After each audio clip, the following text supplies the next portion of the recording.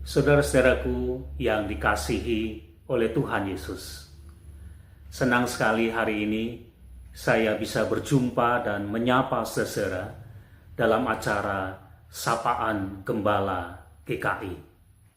Bersama dengan saya, Pendeta Ciko Quitlim, yang melayani di GKI Pahlawan Magelang. Saudara, kita bersyukur bahwa hari ini ada, itu semua karena anugerah dari Tuhan. Kita bersyukur bahwa kita boleh menyaksikan kemurahan Tuhan yang luar biasa atas hidup kita. Saudara, saya ingin mengajak saudara untuk bersama-sama merenungkan firman Tuhan. Mari kita berdoa, kita memohon berkat dari Tuhan. Bapa di surga, kami mensyukuri kehidupan yang masih Tuhan karuniakan kepada kami. Kami mensyukuri semua pengalaman dan peristiwa yang terjadi dalam kehidupan kami. Melalui semuanya itu, kami boleh menyaksikan kami adalah orang-orang yang sangat dikasihi oleh Tuhan. Karena itu kami mau belajar untuk bersyukur kepada Tuhan dan tidak pernah melupakan kebaikan Tuhan dalam hidup kami. Hari ini kembali kami akan bersama-sama merenungkan firman-Mu. Roh Kudus, pimpinlah kami sehingga kami boleh memahami apa yang menjadi kehendak-Mu dan kemudian melakukannya. Terima kasih Bapa. Dalam nama Tuhan Yesus kami berdoa. Amin. Saudara, firman Tuhan akan kita dasari dengan apa yang tertulis di dalam Injil Matius pasal 5 ayat yang ketiga yang mengatakan, "Berbahagialah orang yang miskin di hadapan Allah, karena merekalah yang empunya kerajaan surga." Saudara, pada tanggal 19 November 2005 di Amerika Serikat ditemukan jenazah seorang perempuan Korea yang meninggal karena bunuh diri. Siapa dia? Perempuan Korea yang meninggal karena bunuh diri ini? Ternyata saudara, dia adalah seorang putri, anak dari pemilik, dan sekaligus dia adalah pewaris dari perusahaan teknologi yang besar yang bernama Samsung di Korea. Mengapa dia bunuh diri? Dia seorang perempuan yang muda, seorang perempuan yang cantik, dia pandai karena dia punya beberapa gelar hasil dari studinya di Amerika, dan yang pasti adalah dia seorang yang kaya raya. Selama ini dia menikmati kemewahan dalam hidupnya. Lalu kenapa dia bunuh diri? Saudara, dalam salah satu catatan yang ditemukan di buku harian yang pernah ditulisnya, terdapat kata-kata seperti ini. "Apa yang aku miliki tidak membuat aku bahagia."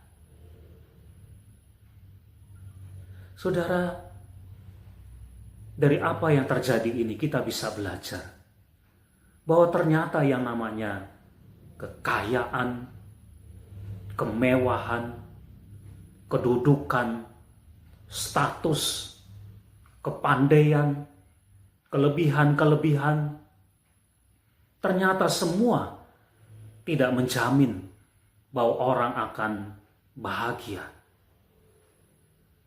Saudara, sesuatu yang aneh sebetulnya kalau kita mau mempergumulkannya. Mengapa? Bukankah itu yang dicari oleh orang? Bukankah demi mendapatkan kekayaan, kedudukan, status, supaya punya kelebihan-kelebihan, kepandaian, dan lain sebagainya, orang rela untuk mencarinya mati-matian? Bahkan mereka rela untuk meninggalkan keluarganya, menghabiskan waktu dalam hidupnya, rela untuk mengorbankan kesehatannya. Bahkan dalam kehidupan orang yang percaya, ada orang rela untuk meninggalkan Tuhan demi mendapatkan semuanya itu. Lalu ternyata semua yang dicari, semua yang dikejar itu tidak memberikan kebahagiaan. Rasanya kita mencari dan mengejar sesuatu yang sia-sia saja.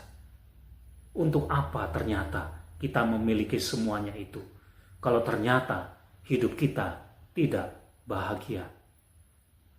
Lalu bahagia seperti apa yang kita mau dalam hidup kita?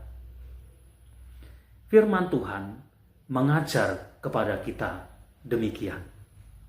Berbahagialah orang yang miskin di hadapan Allah, karena merekalah yang mempunyai kerajaan surga. Berbahagialah orang yang miskin.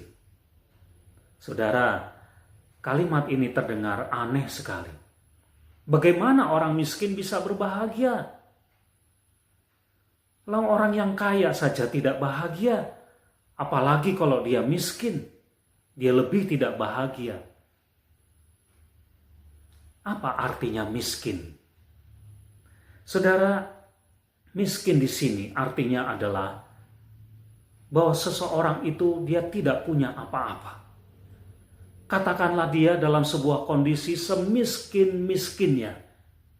Dan begitu miskinnya dia yang tidak punya apa-apa, sehingga dia tidak bisa lagi mengandalkan hidupnya pada apapun, bahkan pada dirinya sendiri.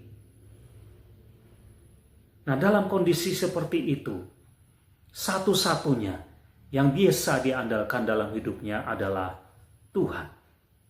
Sebagai orang yang percaya, maka Tuhanlah yang bisa diandalkan. Sehingga orang yang miskin ini akan menggantungkan hidupnya, akan mengandalkan hidupnya hanya kepada Tuhan saja, bukan yang lain. Orang yang seperti ini dikatakan dia akan mempunyai kerajaan surga. Dia akan memiliki kerajaan surga. Apa itu kerajaan surga? Kerajaan surga bicara tentang keselamatan. Kerajaan surga bicara tentang damai sejahtera.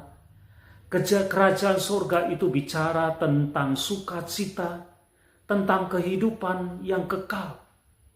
Dan itu semua bisa didapatkan hanya karena Tuhan.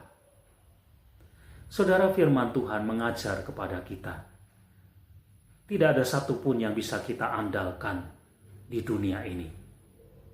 Sekalipun orang mengatakan bahwa kalau dia punya kekayaan, dia punya kedudukan, dia punya status yang tinggi, dia punya kelebihan-kelebihan dibanding dengan orang lain, dan itu bisa memberikan kebahagiaan kepadanya.